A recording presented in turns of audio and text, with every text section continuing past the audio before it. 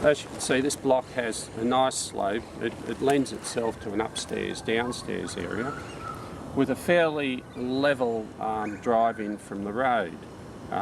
We've got an elderly parent and of course as we get older it just makes it much easier for access.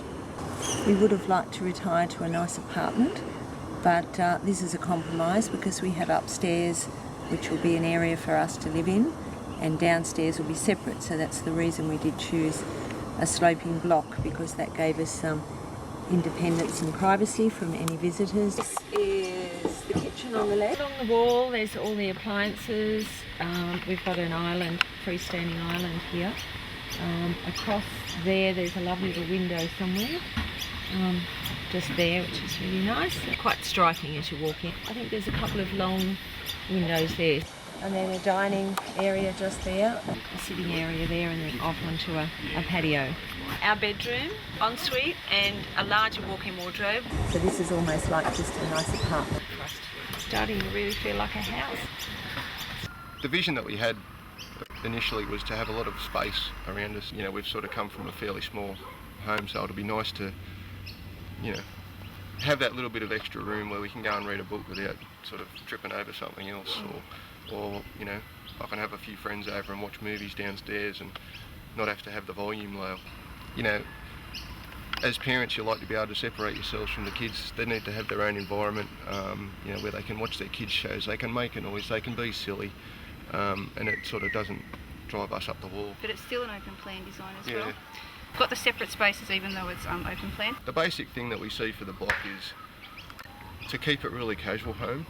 Having a small veranda on the front of the house overlooking the reserve across the road, that sort of brings the outside inside as well, even though you sort of can't walk straight off the veranda.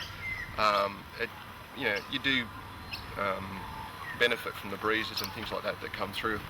So I guess the vision is to, you know, have that little bit of space, have the freedom in the house, but also to have it home.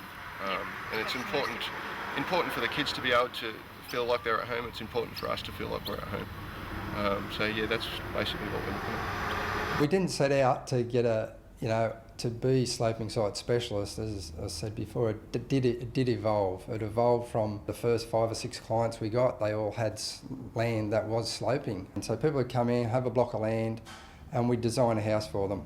And as that evolved, I suppose, we found that most people was sort of, the houses we seemed to be doing were for sloping blocks. The subdivisions that were around were starting to have a lot of slope in them. We got a portfolio of designs of uphill, downhill, sideways, you know, and that slowly grew. You know, we started off with 3 or 4 standard designs to suit sloping sites, and that's changed to, you know, 40, 50 designs today. So there's a product and then there's a process, and the process is what I think sets us apart from the other builders out there. And it's something that we do put a lot of work into. What sets us apart is the product, the quality home, the awards that we get recognised for each year, but the reviews we get feedback from our clients. We ask for feedback off our clients at the end of every project, and the feedback that we do get is very positive and very reassuring and humbling to know that you're actually doing the right thing.